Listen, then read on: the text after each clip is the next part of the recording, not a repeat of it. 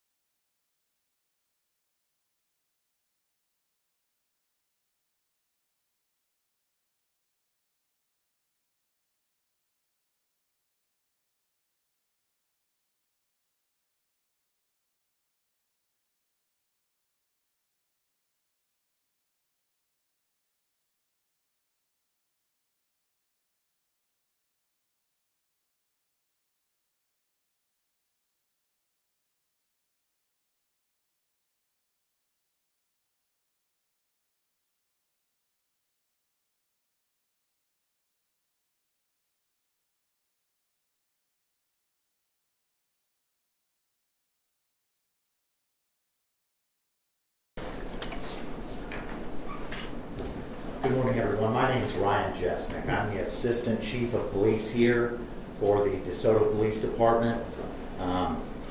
First, let me introduce to you some of our folks here. To my right, I have Captain Grady Kirkland.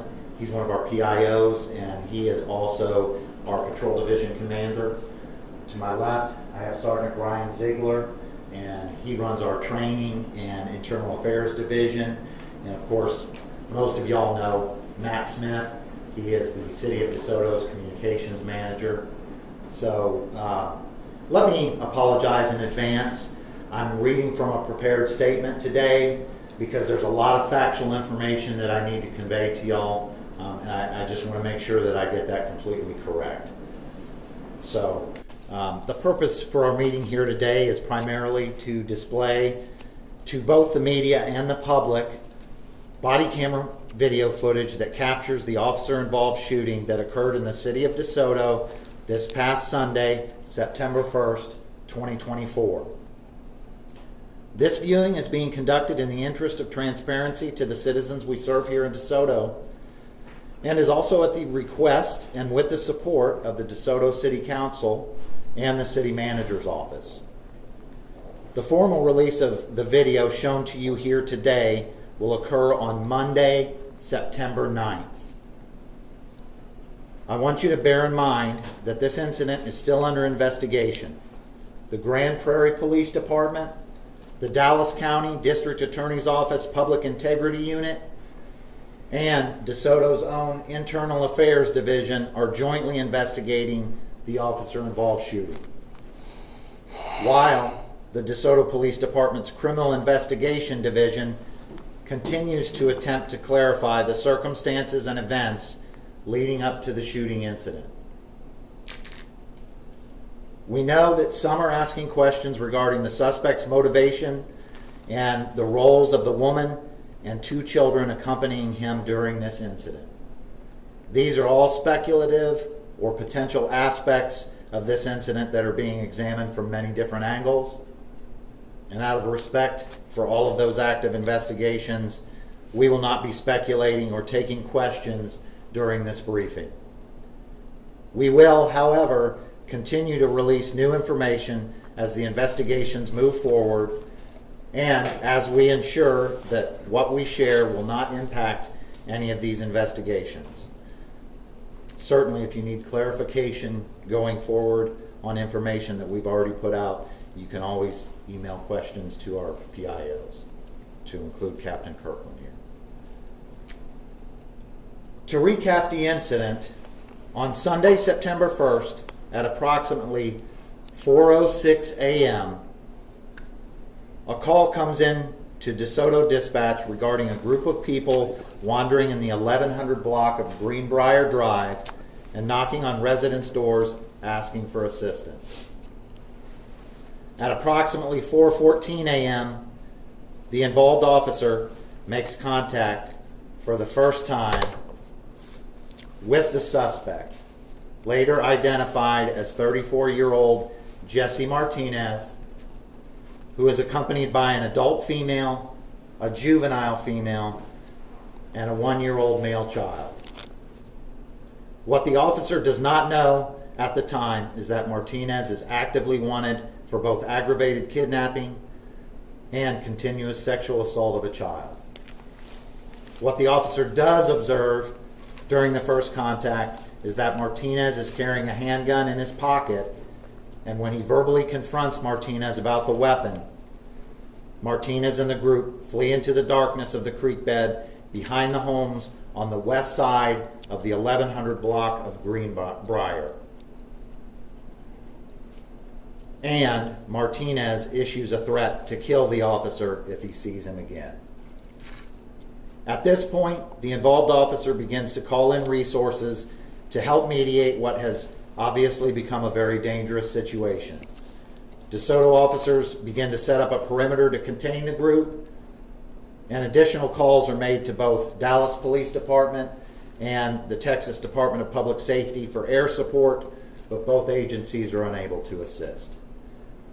Additionally, a call is placed to the Southern Regional Response Group, which is the regional special response team that DeSoto is a member of, essentially our SWAT team.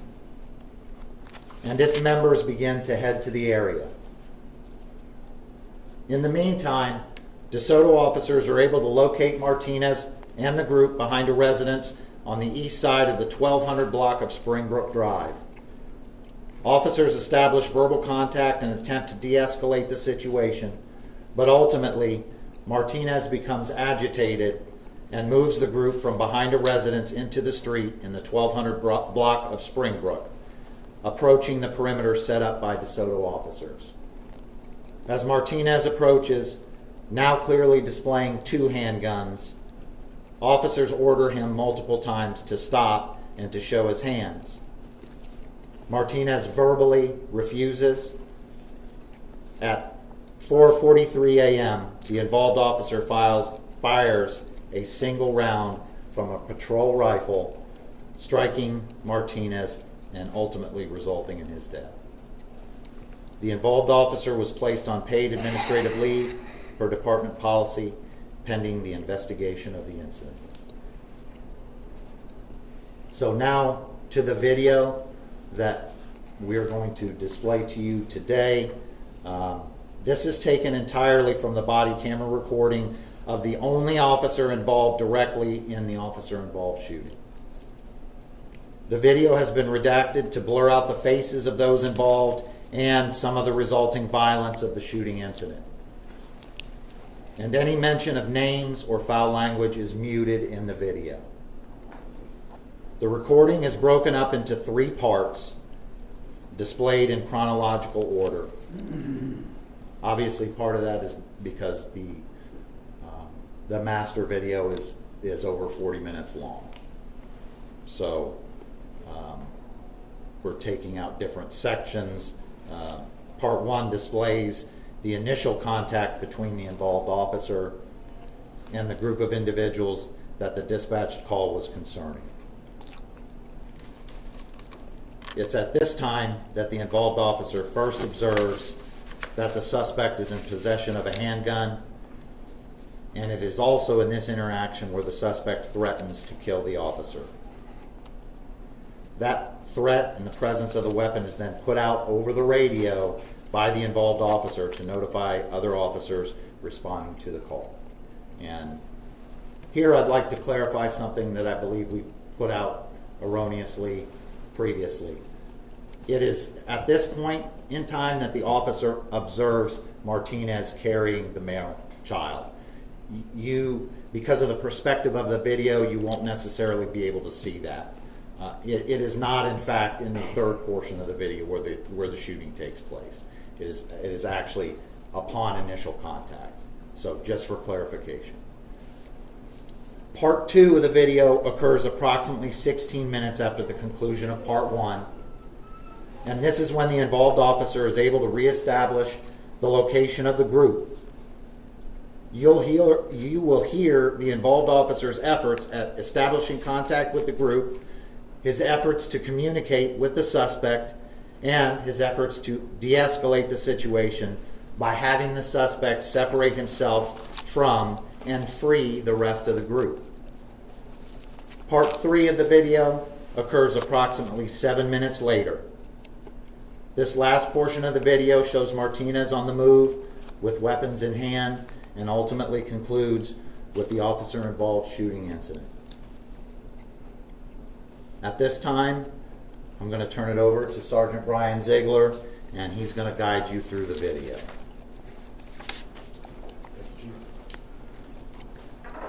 Okay, as stated, there's 3 clips we're going to be showing. I'm going to stop each of the clips, or I'm going to stop the video between each of the clips and give a briefing on what's going to be happening in the next clip. Okay, so give me just a second. I'll pull this up.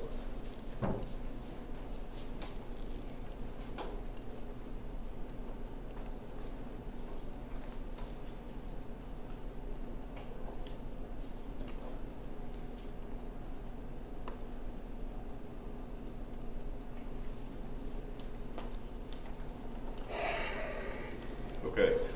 As Chief Jesnick stated, the first clip of the video is going to start when the officer makes first initial contact with the armed suspect. Volume of the suspect is very low because of the distance from them, so just keep that in mind. The clip will end after the armed suspect threatens to kill the officer.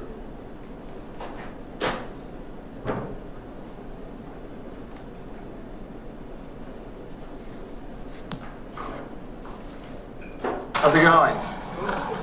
What's going on, man?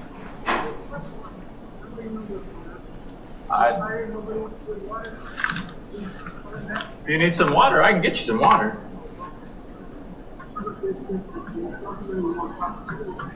Okay. Hang on. It's in the middle of the night. You're knocking on people's doors, so people are calling, right? So we got to figure out what's going on.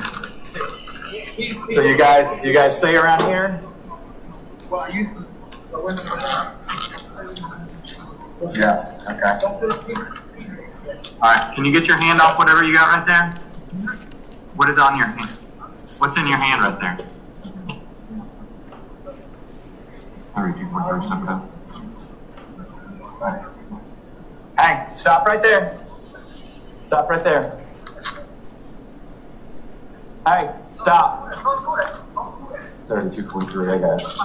2 adults. He's got a gun in his pocket, and there's a baby with him. If they were walking away from me towards the creek, refusing to cooperate.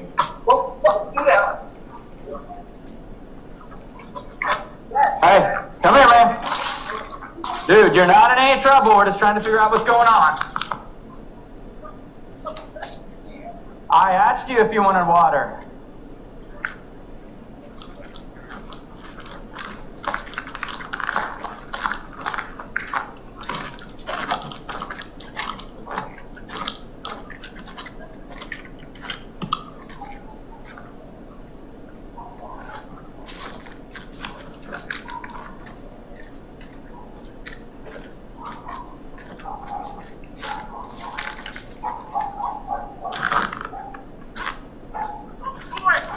Turn your lights off.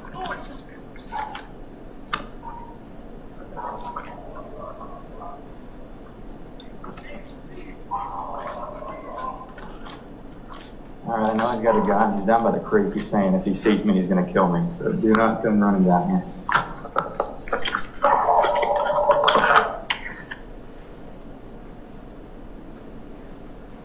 Okay. Between the first and the second clip of the video, the officer's corresponding resources, as Chief Jesnick advised, to include calling our special response team and also air support. When the second clip starts, a perimeter has already been set in the area of the armed suspect that the armed suspect has escorted the other individuals to is contained by officers. During this video, the officer is attempting to de-escalate the situation and have him release the other individuals and come out peacefully.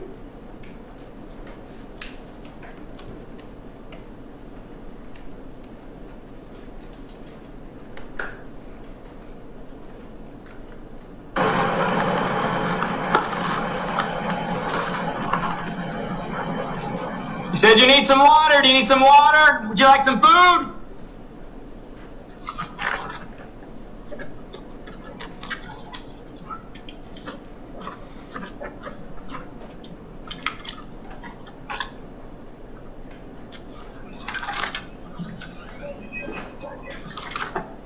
Come out here and talk to me. Tell me what's going on.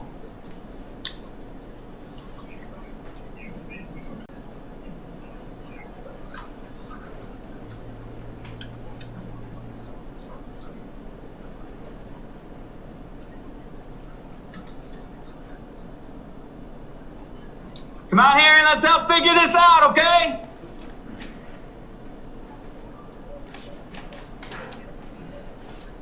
Yeah. I can't go away until we figure this out. Let's end it peacefully. Just come out so we can figure out what's going on.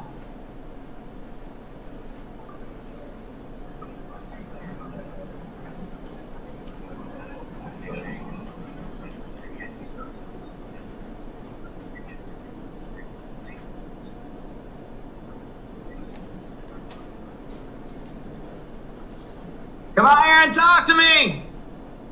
Tell me what's going on today.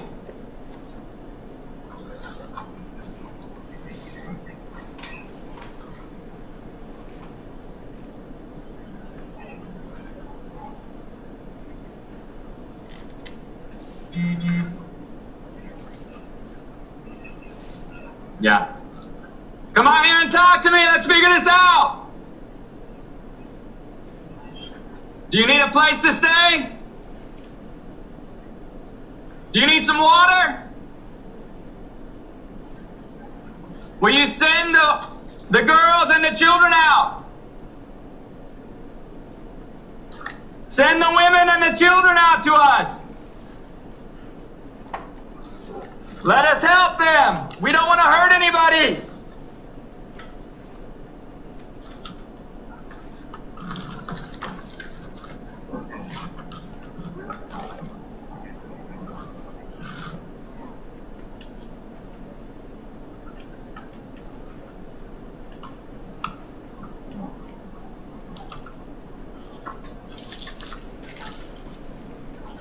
Come on and talk to us. Send the women and the children out. Let us help you.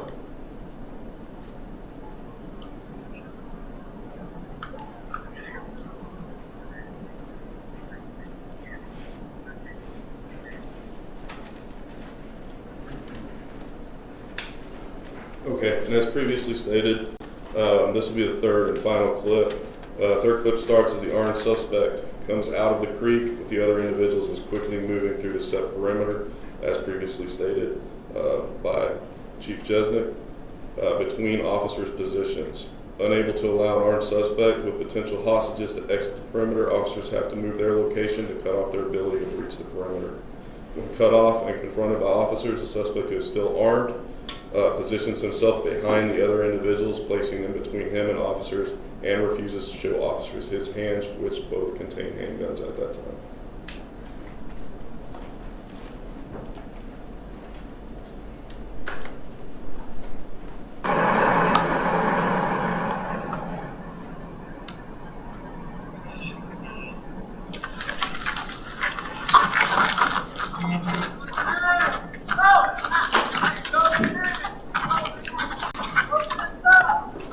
Stop! We gotta move up. Open your hands right now! Hey, be careful. He's got the gun in his hand. He's got the gun in his hand. He's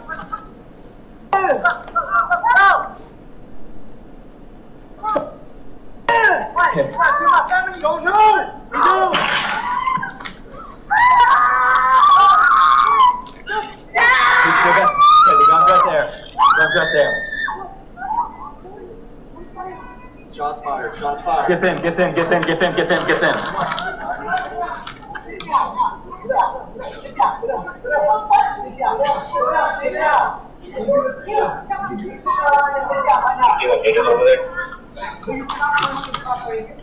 You can come out to us, yes. You secure him, please. The gun's right there where you are.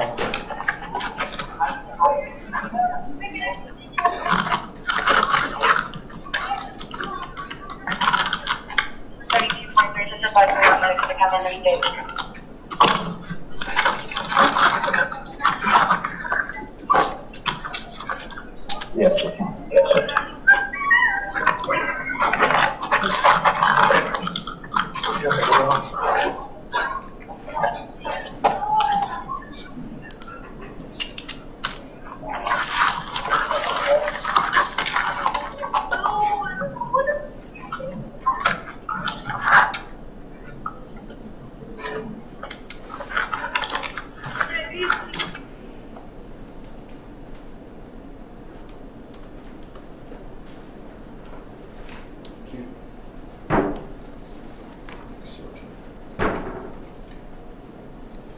Okay, just some concluding remarks.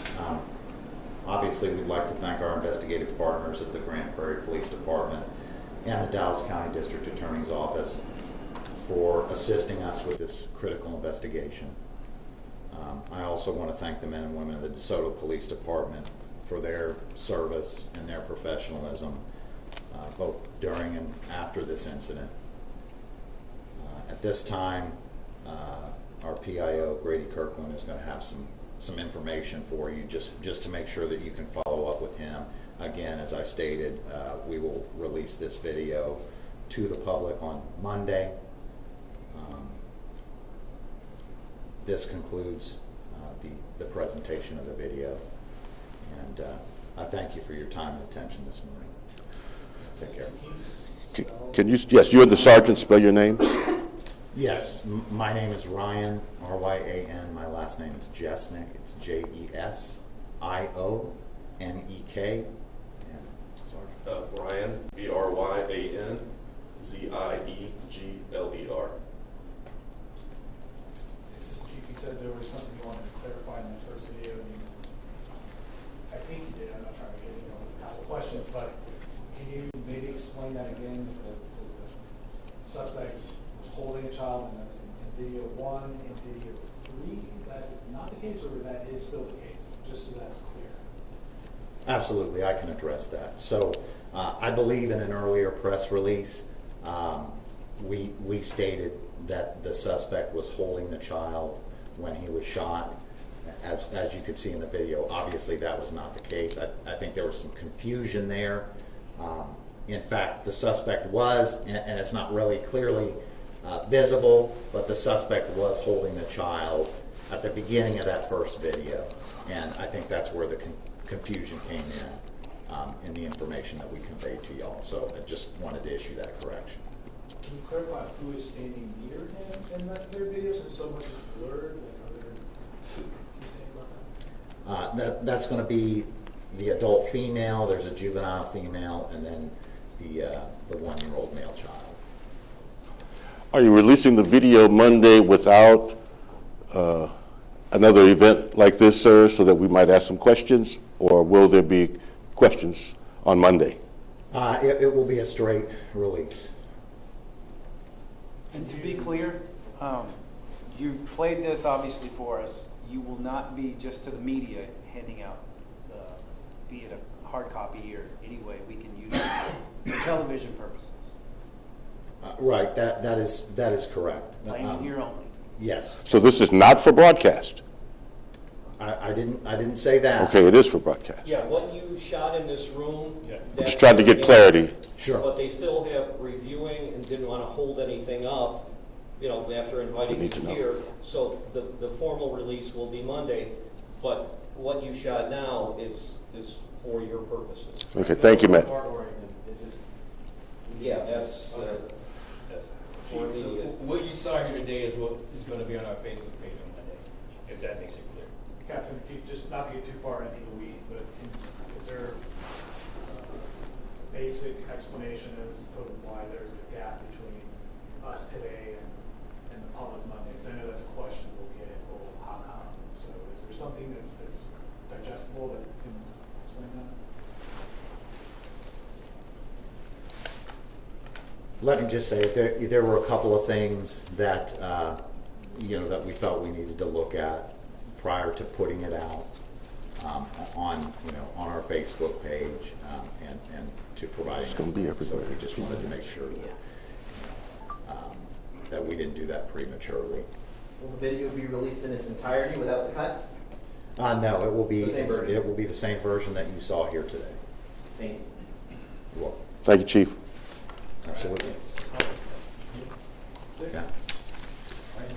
and if there's stuff that we put out earlier that you need clarification, I guess some people may not have decided that story.